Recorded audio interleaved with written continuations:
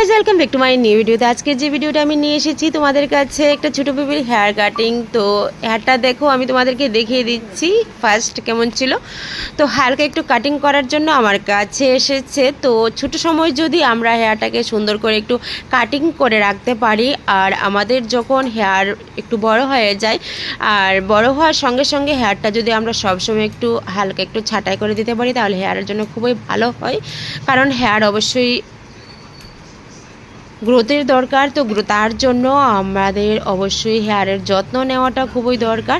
তো এত ছোট এত গরম, তো তার মধ্যে হেয়ার যত্ন করাটা ওদের পক্ষে বিশেষ প্রবলেম হয়ে যায়।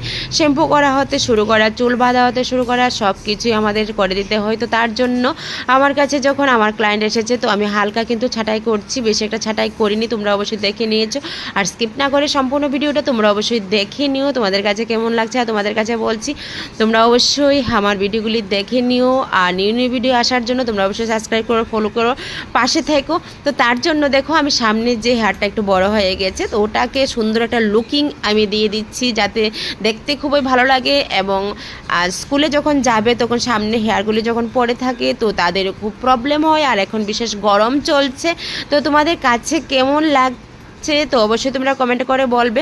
তো সো গাইজ, আমার হেয়ার কাটিংটা হয়ে গেছে এবং ফুল সেটিং করে দিয়েছি। তো এখন দেখতে তোমাদের কাছে লুকিংটা কেমন লাগছে, তো তোমরা অবশ্যই কমেন্টে আমাকে কমেন্ট বক্সে গিয়ে অবশ্যই একটা হলেও আমাকে কমেন্ট করে যাবে। তো তার জন্য আজকে এখানেই টাটা, বাই বাই।